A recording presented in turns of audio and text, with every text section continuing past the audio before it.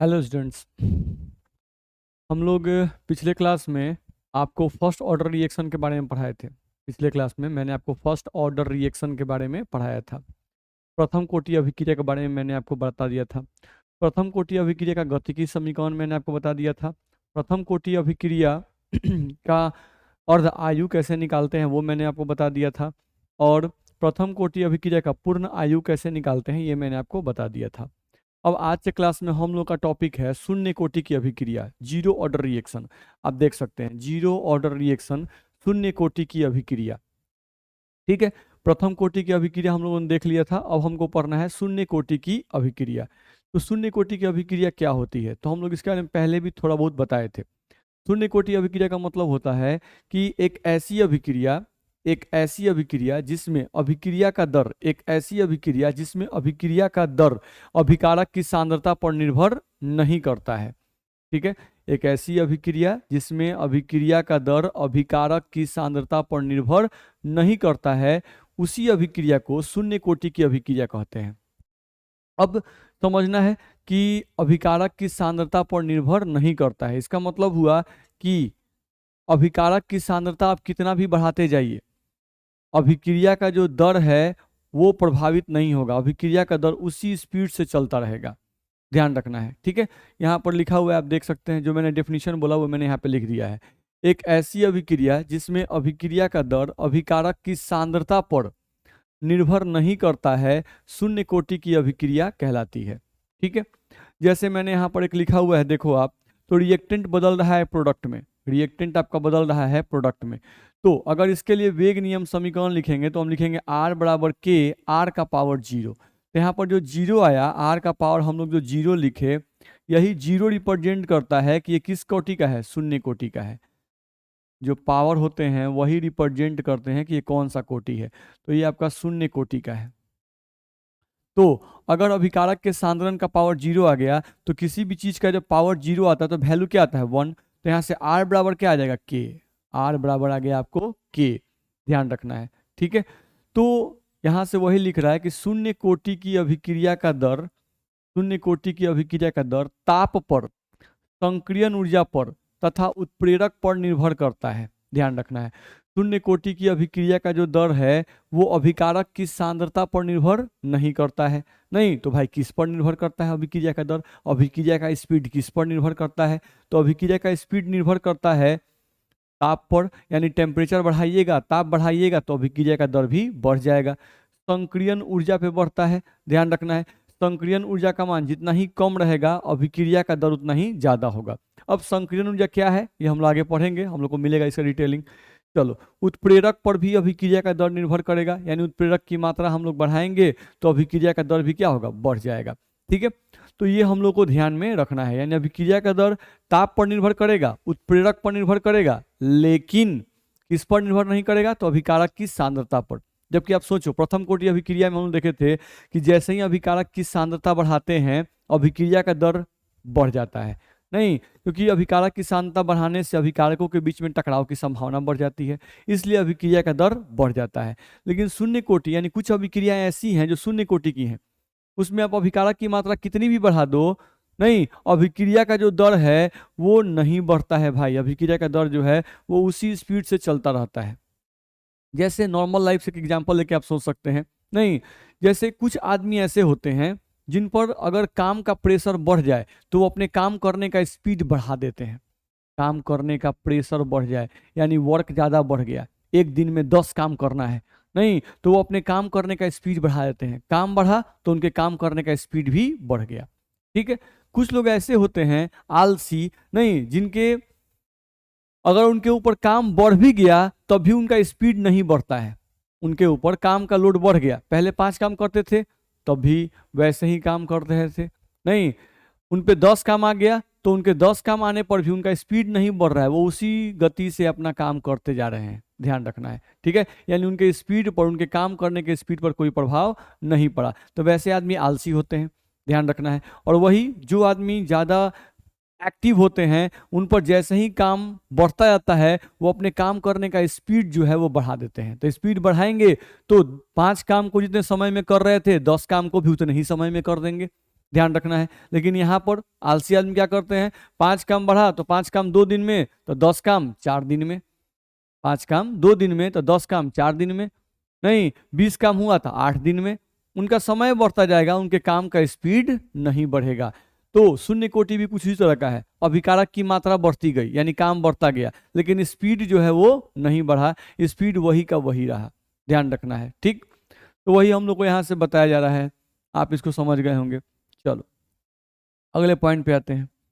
यहाँ से हम लोग को देखा जाए तो डाटा फॉर्म यानी डाटा से भी ये रिप्रेजेंट किया गया। देखो ऊपर लिखा हुआ अभिकारक की सांद्रता और यहाँ लिखा हुआ अभिक्रिया का दर। नहीं तो दर का मतलब क्या होता है, स्पीड।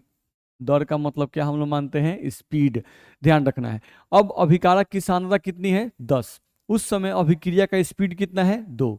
अभिकारक की सांद्रता 10 से 20 कर दिए, तभी अभिक्रिया का दर जो है, तो अभिक्रिया का स्पीड जो है वो 2 ही है।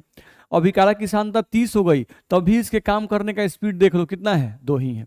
यानी कि हम अगर इस सांद्रता को समझे कि ये काम है, 10 काम है, तो उसको करने का स्पीड 2 है, यानी 2 घंटे में वो काम कर रहा है। नहीं ध्यान रखना है, अभिकारक की सांद्रता बढ़ गई तभी उसका स्पीड जो है वो कितना है, 2 ही है। हम लोग का देखा जाए 30 हो गई तभी उसका स्पीड क्या है, 2 है। तो सांद्रता बढ़ रही है, तो क्या सांद्रता बढ़ने से उसके काम करने का स्पीड बढ़ रहा है, नहीं बढ़ रहा है। ध्यान रखना है, यानी सांद्रता बढ़ने से अभिक्रिया का दर प्रभावित नहीं हो रहा है, यानी अभिकारक की सांद्रता पर अभिक्रिया का दर निर्भर नहीं कर रहा है। अभिकारक की सांद्रता बढ़ रही है, लेकिन सांद्रता बढ़ने से अभिक्रिया का दर बढ़ रहा है, नहीं बढ़ रहा है। तो अभिक्रिया का दर नहीं बढ़ रहा है, तो इसका मतलब ये शून्य कोटि अभिक्रिया का डाटा है। तो कभी कभी एग्जाम में हम लोग को डाटा दे दिया रहता है, नहीं 2-3 डाटा से एक डाटा, दूसरा डाटा, तीसरा डाटा दे देगा और पहचानने के लिए कहेगा कि कौन सा डाटा शून्य कोटि का है। तो हम लोग को देखना होगा कि जिस डाटा में अभिकारक की सांद्रता बढ़ रही हो लेकिन अभिक्रिया का दर का मान कांस्टेंट हो, वही डाटा शून्य कोटि अभिक्रिया का है। ठीक है, चलो लिखा हुआ है इस डाटा में हम देख रहे हैं कि अभिकारक की सांद्रता बढ़ने से, अभिकारक की सांद्रता बढ़ने से अभिक्रिया के दर में कोई परिवर्तन नहीं हो रहा है, अभिक्रिया के दर में कोई परिवर्तन नहीं हो रहा है। ध्यान रखना है। तो ये जो डाटा हुआ हम लोगों का, ये शून्य कोटि अभिक्रिया का डाटा हुआ। अब मान लो हमको ग्राफ खींचना है, अभिकारक की सांद्रता और अभिक्रिया के दर के बीच में ग्राफ खींचना है, तो हम लोग का ग्राफ कैसा आएगा। तो अगर हम ग्राफ खींचेंगे तो हम लोग का इसका ग्राफ जो है वो कुछ इस तरह का आएगा। ध्यान रखना है,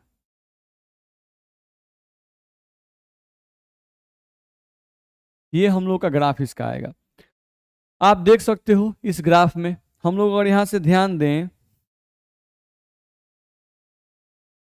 इस ग्राफ में अगर ध्यान दें तो क्या दिखाई दे रहा है, अभिकारक इस लाइन पर अभिकारक की सांद्रता है, यानी इधर से बढ़ेंगे तो अभिकारक की सांद्रता बढ़ेगी, नीचे से ऊपर जाएंगे तो अभिक्रिया का दर भी बढ़ेगा। मान लो अभिकारक की सांद्रता जो है वो 10 है, नहीं तो उस समय चेक करो कि अभिक्रिया का दर कितना है। चलो भाई अभिकारक की सांद्रता 10 है, उस समय अभिक्रिया का जो दर है वो मान लेते हैं कि यहाँ पर हम लोग कोई वैल्यू है 5 है, नहीं 5 इसका अभिक्रिया का दर दिया है 5 मोल पर लीटर पर सेकेंड। अभिकारक की सांद्रता हम लोग 20 कर दिए, तो अभिकारक की सांद्रता 20 कर दिए, उस समय स्पीड चेक करो तो अभी भी स्पीड कितना है भाई, वही है।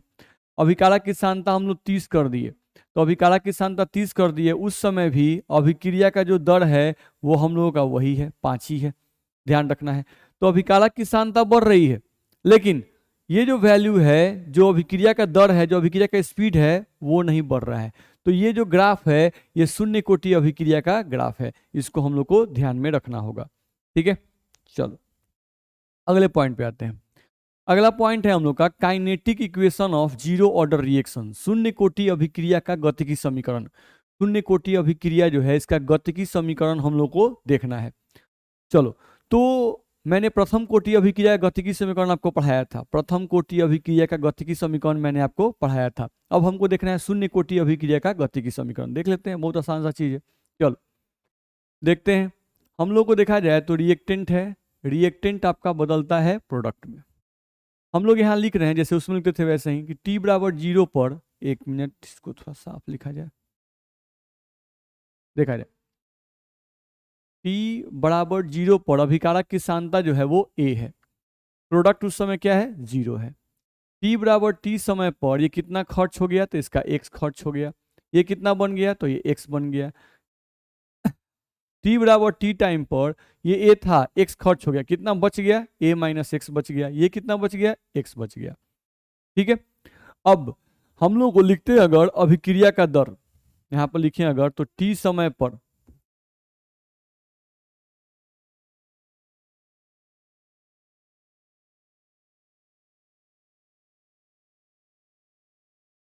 टी समय पर अभिक्रिया का दर अगर हम लिखते हैं, तो यहाँ पे हम लिख सकते हैं आर इज इक्वल्स टू के ए माइनस एक्स।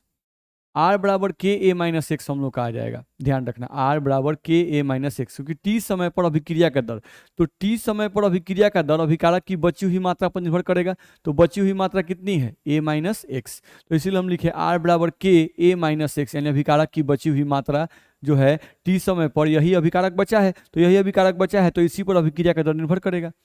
लेकिन हम लोग किसके लिए निकाल रहे हैं भाई, तो जीरो ऑर्डर रिएक्शन नहीं, तो शून्य कोटि के लिए अगर लिखा जाए,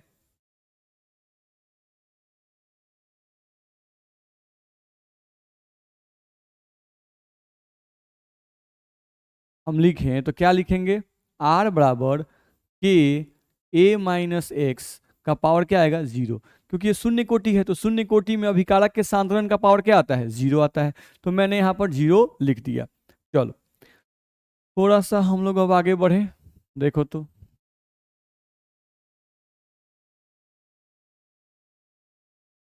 देखा जाए, आर बराबर के ए माइनस एक्स का पावर जीरो। इस आर को हम लिख सकते हैं D X by D T, हम लोग पहले ही बता चुके हैं, आप देख सकते हैं, प्रथम कोटि में मैंने आपको बताया था। D X by D T is equals to हम लोग को आ गया के, यहाँ से हम लिख सकते हैं D X is equals to K D T. अब इंटीग्रेट करेंगे दोनों साइड, इंटीग्रेटिंग बोथ साइड,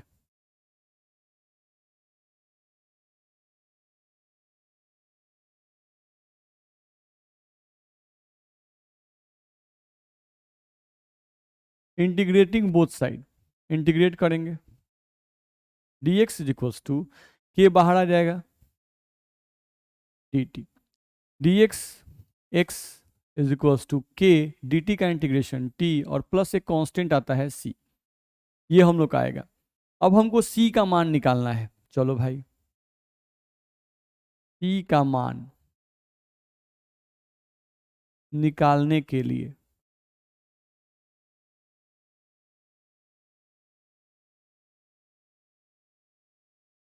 चलो अब अगर हमको सी का मान निकालना है, नहीं हम लोग को सी का मान निकालना है, तो सी का मान हम लोग जैसे प्रथम कोटि में निकाले थे वैसे निकालेंगे, शुरू वाले कंडीशन से। चलो सी का मान कैसे निकलता है, तो देखो तो टी बराबर जीरो पर एक्स का मान क्या है, जीरो। तो सी का मान निकालने के लिए हम लोग ये कंडीशन रखेंगे, टी बराबर जीरो पर एक्स बराबर जीरो। अब इस वैल्यू को हम लोग उठा के इसमें पुट करेंगे, ये जो इक्वेशन वन है इसमें पुट करेंगे, ध्यान रखना है, यानी put this value, put this value in equation one, equation one में इस वैल्यू को पुट करेंगे। चलो पुट करते हैं, देखते हैं क्या मिलता है।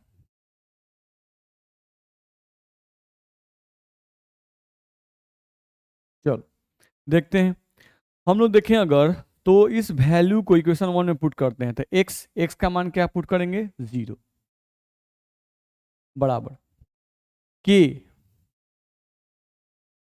फिर यहाँ पर टी है तो टी का मान भी क्या रखना है, जीरो, प्लस में सी। तो इसको हम लोग सॉल्व किए तो हमको सी का वैल्यू क्या आएगा, जीरो, सी का वैल्यू हम लोग क्या आ जाएगा, जीरो। अब सी का वैल्यू हम लोग को जीरो आ गया। चलो तो ये जो इक्वेशन था, इक्वेशन वन में सी का मान जीरो आ गया, तो हमारा क्या बन जाएगा, नाउ अब इक्वेशन वन, तो अब जो इक्वेशन वन होगा वो x बराबर के टी हो जाएगा, x बराबर के टी, और c का मान क्या आ गया, जीरो, यानी हमारा इक्वेशन आ गया x बराबर के टी। अब x बराबर के टी जो आया, इसी को हम लोग कहते हैं शून्य कोटि अभिक्रिया का गतिकी समीकरण। ये हो गया हमारा शून्य कोटि का गतिकी समीकरण। ये आ गया हम लोग को शून्य कोटि अभिक्रिया का गतिकी समीकरण x बराबर के टी। ये हम लोग को ध्यान में रखना होगा। चलो हम लोग यहाँ से देखें अगर, तो हम लोग को जो आया यहाँ पर x बराबर के टी, उसको थोड़ा सा देख लें।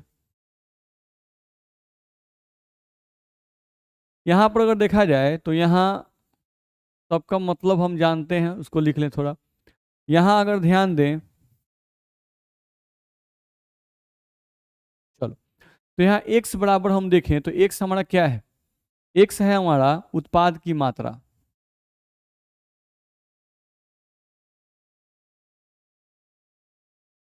x है उत्पाद की मात्रा, या x जो है वो क्या है? अभिकारक की खर्च हुई मात्रा।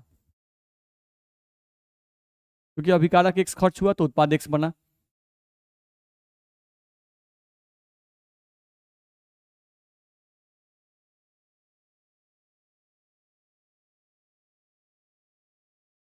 अभिकारक की खर्च हुई मात्रा। यहाँ पर आपका k जो है ये है आपका वेग स्थिरांक।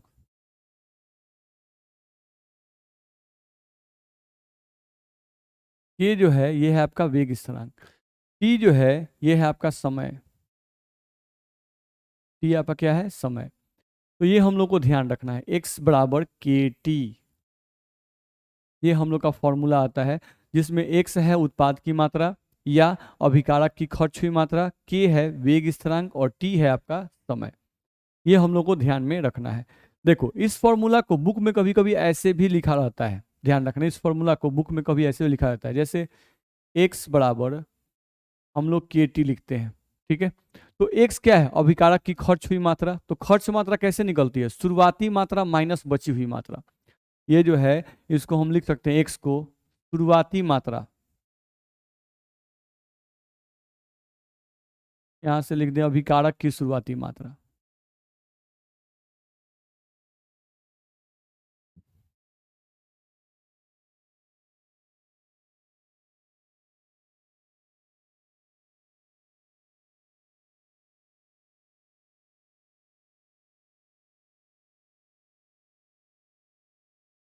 अभिकारक की शुरुआती मात्रा माइनस अभिकारक की बची हुई मात्रा।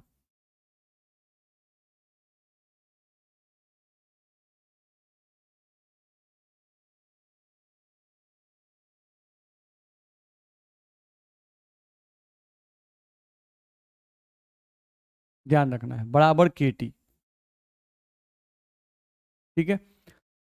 तो x जो है इस x की जगह पे हम लिखे हैं, x मतलब अभिकारक की शुरुआती मात्रा माइनस अभिकारक की बची हुई मात्रा। हम इसको थोड़ा यहाँ पे रफ में दिखाते रहे। देखो अभिकारक की शुरुआती मात्रा को आप क्या लिखते हो? a माइनस अभिकारक की बची हुई मात्रा को हम लोग क्या लिखते हैं?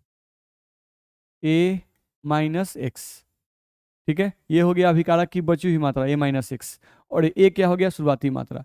आप इसको जब लिखते हो तो a माइनस ए और माइनस माइनस प्लस एक्स, ठीक है। यहाँ से a कट जाएगा और क्या बच जाएगा? x। तो ये मैंने आपको दिखाया कि x जो है वो कैसे निकलता है। तो x निकलता है अभिकारक की शुरुआती मात्रा a, और a माइनस एक्स क्या है? अभिकारक की खर्च हुई मात्रा, सॉरी अभिकारक की बची हुई मात्रा। नहीं तो शुरुआती मात्रा में से बची हुई मात्रा घटा देंगे तो हम लोग क्या निकल जाएगा? खर्च मात्रा निकल जाएगा। चलो अब बुक में क्या करता है कि अभिकारक की शुरुआती मात्रा को ऐसे दिखाता है a0। तो यहाँ पर a मतलब अभिकारक की सांद्रता और 0 मतलब 0 समय पर। तो 0 समय पर अभिकारक की जो मात्रा होती है वही शुरुआती मात्रा कहलाती है, माइनस ए टी, ऐसा लिखा रहता है। तो ए टी का मतलब हुआ, ये हो गया हम लोग का शुरुआती मात्रा, अभिकारक की शुरुआती मात्रा, ऐसे लिखें ज़्यादा अच्छा रहेगा, देखा जाए ये हो गया, इसको रिप्रेजेंट कर रहा है, और ये ए टी जो है ये रिप्रेजेंट कर रहा है इसको, ध्यान रखना है। अब a0 माइनस ए टी यानी t समय पर अभिकारक की बची हुई मात्रा बराबर ए टी। यानी आप एनसीईआरटी बुक या अदर बुक में देखिएगा तो जीरो ऑर्डर के काइनेटिक समीकरण को ऐसे लिखा जाता है a0 माइनस ए टी बराबर के टी। इस तरह से हम लोग को लिखा रहता है, ध्यान रखना है, ठीक है।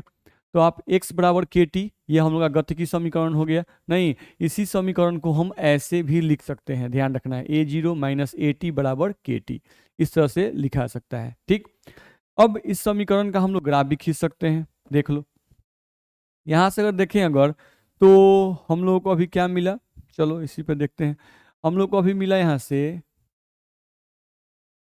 a0 माइनस ए टी बराबर के टी। ठीक है, ये हम लोग को मिल गया। तो अगर हम लोग देखें अगर, तो हम यहाँ से लिख सकते थे इसको, थोड़ा सा आगे बढ़ते हैं, देखा जाए इस समीकरण को हम ऐसे भी लिख सकते थे, a0, ठीक है, a0 या ए टी बराबर निकालते ज़्यादा अच्छा रहता। यहाँ से ए टी को इधर भेज दिए बराबर, और के टी को इधर लाए, माइनस के टी और प्लस ए टी बराबर, ये आ गया हम लोग का, एक मिनट, चलो देखते हैं। यहाँ पे हम माइनस ए टी को यहीं रहने देते हैं, माइनस ए टी को यहीं रहने दो बराबर, इसको इधर भेज दो, तो ये हो जाएगा के टी, और ये इधर आएगा तो माइनस a0, ऐसा आएगा। अब इस माइनस को इधर भेज दो, क्या बचेगा, ए टी बराबर, ये माइनस आएगा तो यहाँ हो जाएगा माइनस के टी, ये माइनस जब इधर आएगा तो माइनस माइनस क्या आएगा, प्लस, यहाँ क्या आएगा, a0। यहाँ से आप देखो तो ये जो इक्वेशन है, ये मैथ के इस इक्वेशन से मैच करता है, y बराबर एम एक्स प्लस सी। तो हम लोग चाहें तो इसका ग्राफ भी खींच सकते हैं। नहीं, शून्य कोटि अभिक्रिया का इस फॉर्म में अगर ग्राफ हम लोग चाहें तो इस फॉर्म में ग्राफ खींच सकते हैं। ठीक है, तो हम लोग ग्राफ कैसा आएगा आप देख सकते हो। यहाँ से हम लोग थोड़ा सा कलर चेंज कर लेते हैं, देखो तो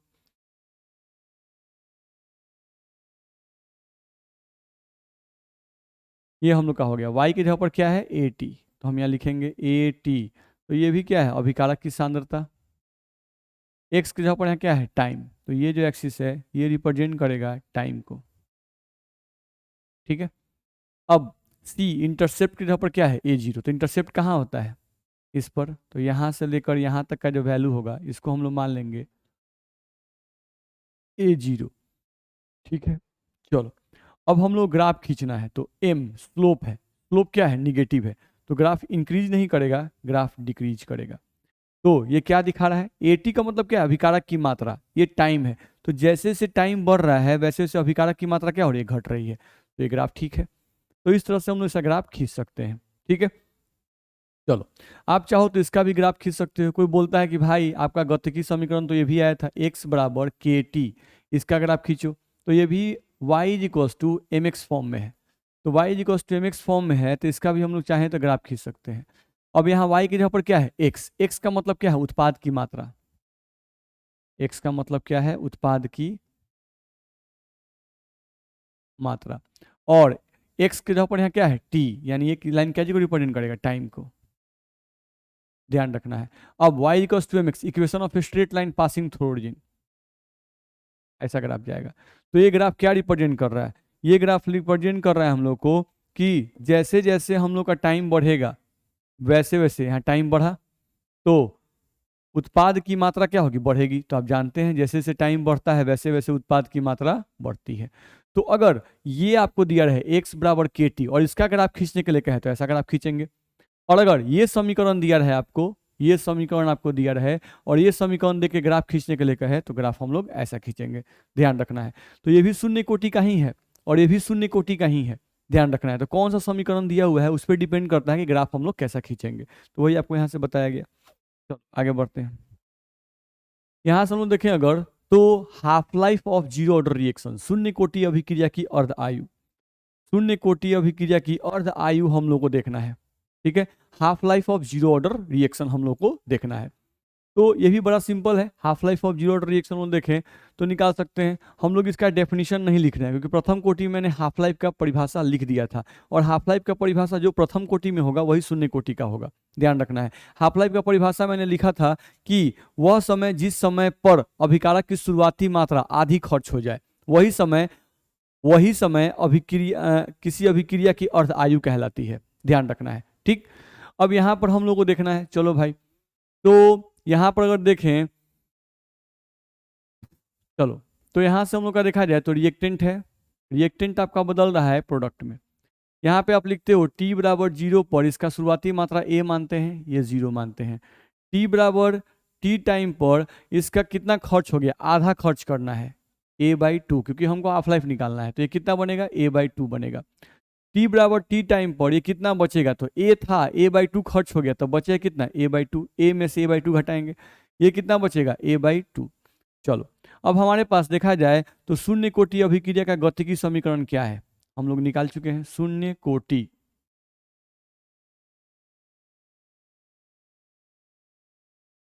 अभिक्रिया का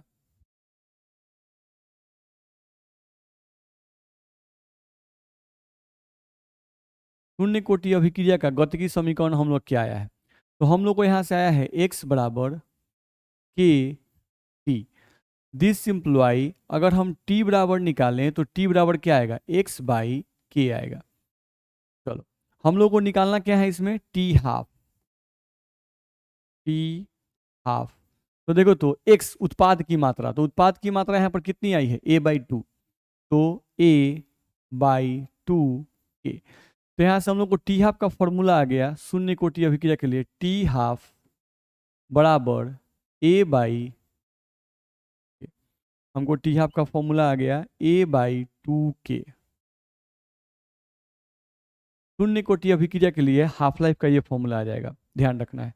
यहाँ पर t बराबर x/k आया, नहीं, अब t बराबर x/k आया, हमको क्या निकालना है, t हाफ। तो t हाफ निकालने के लिए x का मान क्या रखेंगे, तो x के जगह पर यहाँ पर क्या आ गया है, a/2 आ गया है, तो उस a/2 को हम रख दिए थे, a/2k हम लोग को आ गया, तो t half is equal to a/2k हम लोग को आ गया।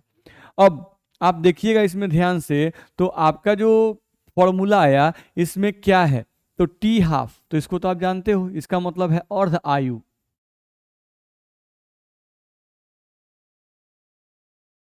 चलो, इसमें जो ए है ये है अभिकारक की सांद्रता या शुरुआती सांद्रता।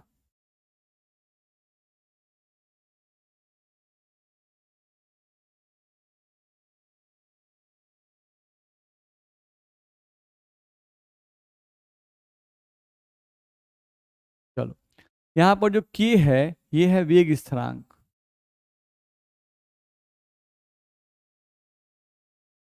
चलो, इस फॉर्मूला को देखने से ये स्पष्ट होता है, इस फॉर्मूला को देखने से ये स्पष्ट होता है कि शून्य कोटि अभिक्रिया का अर्ध आयु अभिकारक की सांद्रता पर निर्भर करता है, जबकि प्रथम कोटि का आप याद करो, T half is equals to formula आया था 0.693/k, उसमें कहीं भी ए नहीं था। इसका मतलब हुआ कि प्रथम कोटि अभिक्रिया का अर्ध आयु अभिकारक की सांद्रता पर निर्भर नहीं करता था। लेकिन यहाँ पर हम लोग को इस फॉर्मूला से स्पष्ट होता है,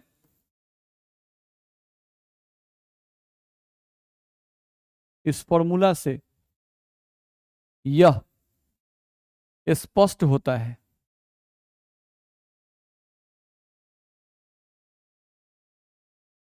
कि शून्य कोटि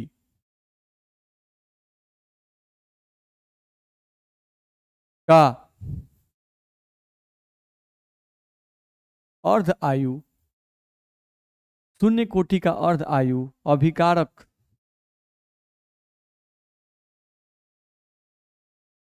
की सांद्रता पर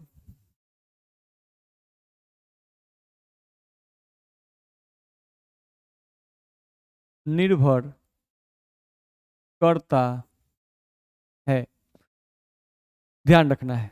तो यहाँ से हम लोग को ध्यान रखना है, ये कहा गया कि इस फॉर्मूला से यह स्पष्ट होता है, टी हाफ में ए है यानी अभिकारक की सांद्रता है, तो इस फॉर्मूला से यह स्पष्ट होता है कि शून्य कोटि शून्य कोटि का अर्ध आयु अभिकारक की सांद्रता पर निर्भर करता है, जबकि प्रथम कोटि में ऐसा नहीं होता था, प्रथम कोटि में निर्भर नहीं करता था, ध्यान रखना है। चलो, आगे आते हैं। देखो तो अब शून्य कोटि अभिक्रिया के लिए हमको टी हाफ का फॉर्मूला आया a/2 के। अब ये जो फॉर्मूला आया हमको T half is equals to a/2 के, ये जो फॉर्मूला आया, हम लोगों को क्या ध्यान रखना है इस फॉर्मूला में?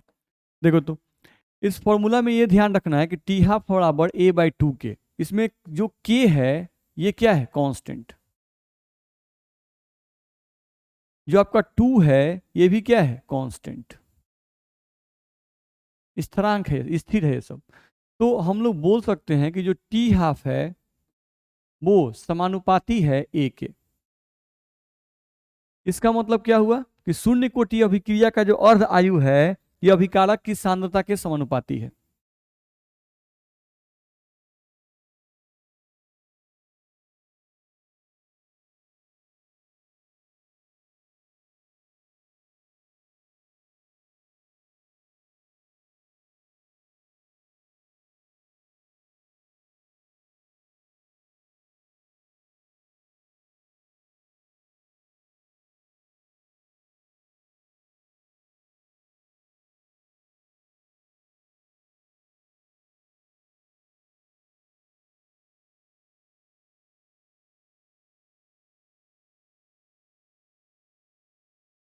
शून्य कोटि अभिक्रिया का अर्ध आयु अभिकारक की सांद्रता के समानुपाती है। समानुपाती का मतलब होता है कि अभिकारक की सांद्रता अगर बढ़ेगी तो टी हाफ का मान भी बढ़ेगा, अभिकारक की सांद्रता बढ़ेगी तो टी हाफ का मान भी बढ़ेगा। ध्यान रखना है।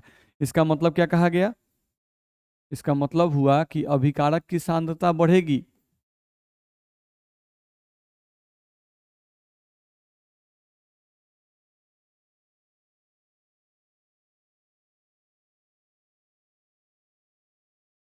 तो टी हाफ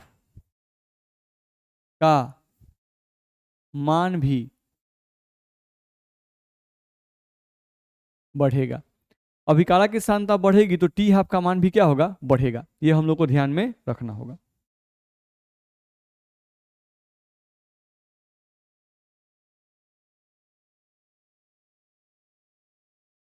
चलो, अब अभिकारक की सांद्रता बढ़ेगी तो टी हाफ का मान भी बढ़ेगा। अब इसका ग्राफ हम लोग खींच सकते हैं। ग्राफ हम लोग क्या होगा ध्यान रखना है।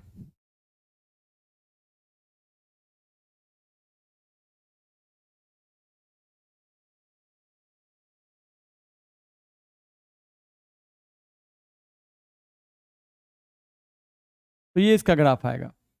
यहाँ पे हम लोग देख सकते हैं तो यहाँ पर एक लाइन जो है इसको हम लोग मान लेते हैं कि ये जो लाइन है वो टी हाफ का है और ये जो लाइन है ये है अभिकारक की सांद्रता का ग्राफ।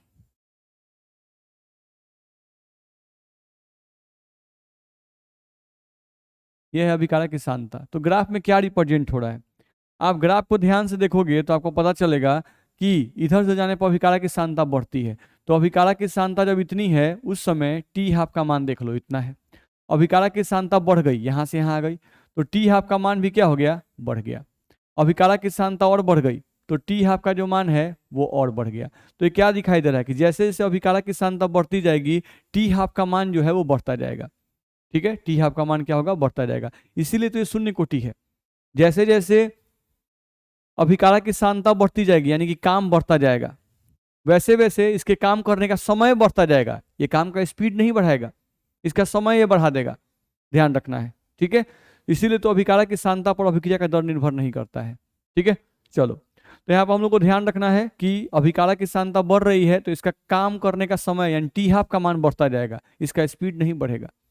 ठीक है, चलो, तो ये हम लोग का हो गया। इसी में इसका डाटा भी आप देख सकते हो। अगर हम लोग डाटा की बात करते हैं नहीं तो टी हाफ के डाटा को भी आप देख सकते हो। जैसे यहाँ पे हम लिख रहे हैं कॉन्सेंट्रेशन यानी अभिकारक की सांद्रता और यहाँ पर लिख रहे हैं हम लोग टी हाफ।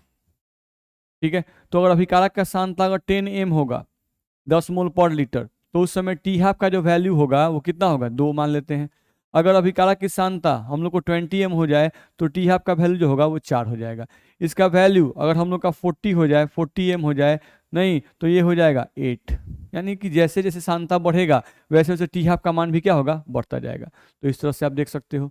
तो ये शून्य कोटि अभिक्रिया के डाटा को रिप्रेजेंट कर रहा है। अभिकारक की सांद्रता और टी हाफ के बीच का ये डाटा हो गया, और अभिकारक की सांद्रता और टी हाफ यानी अर्ध आयु के बीच का ये ग्राफ हो गया शून्य कोटि अभिक्रिया के लिए। ठीक है, चलो आगे बढ़ते हैं।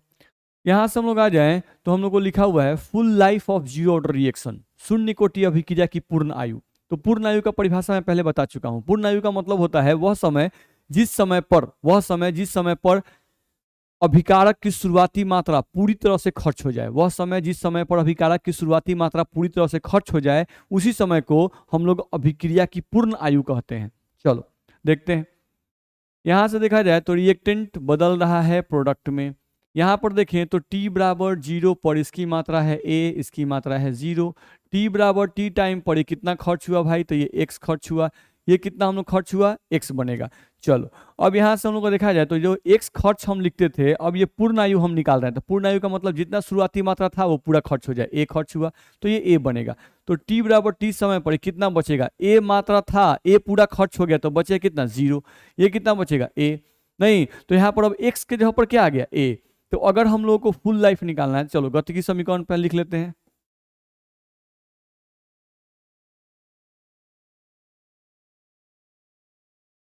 गतिकी समीकरण आप लिख दिए। अब गतिकी समीकरण आपका क्या था भाई, तो गतिकी समीकरण आपका आया है x बराबर के टी। यहां से t बराबर आप निकालते हो तो t बराबर आपको आ जाता है x बाई के। ठीक है, t बराबर क्या आ गया आपको x बाई के।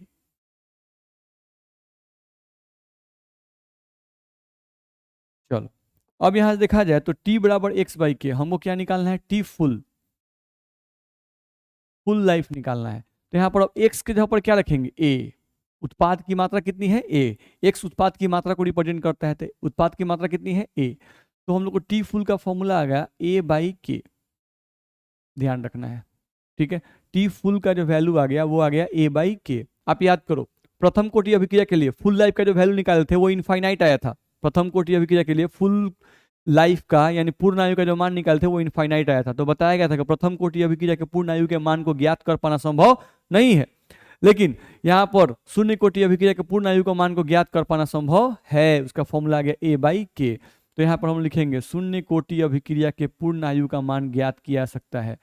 शून्य कोटि अभिक्रिया के पूर्ण आयु का मान, पूर्ण आयु का मान ज्ञात किया जा सकता है, पहला पॉइंट। दूसरा पॉइंट यहाँ ये भी दिखाई दे रहा है कि फुल लाइफ, शून्य कोटि अभिक्रिया का जो फुल लाइफ है ये भी अभिकारक की सांद्रता पर निर्भर करता है। ये ए क्या है, अभिकारक की सांद्रता। तो यहाँ से ये भी मालूम चलता है कि शून्य कोटि अभिक्रिया की पूर्ण आयु भी अभिकारक की सांद्रता पर निर्भर करता है, ध्यान रखना है। यहां भी दिखाई दे रहा है कि ये तो के कांस्टेंट है, तो टी फुल जो है फुल लाइफ समानुपाती है ए के, यानी कि जैसे जैसे अभिकारक की सांद्रता बढ़ती जाएगी वैसे वैसे अभिक्रिया को पूर्ण होने में जो लगने वाला समय है वो समय भी क्या होगा, बढ़ता जाएगा। अभिकारक की सांद्रता बढ़ेगी तो टाइम यानी पूर्ण होने में, अभिक्रिया को पूर्ण होने में जो समय लगता था वो समय भी क्या होगा, बढ़ता जाएगा। ध्यान रखना है, ठीक। तो ये हम लोग को ध्यान में रखना होगा। तो इस तरह से मैंने शून्य कोटि अभिक्रिया के बारे में आपको बता दिया। प्रथम कोटि मैंने पढ़ लिया, शून्य कोटि हम लोगों ने पढ़ लिया। ठीक है, अब अगले क्लास में हम लोग अपने थ्योरी को आगे बढ़ाएंगे। ठीक है, आज के क्लास में इतना ही। Okay, thank you.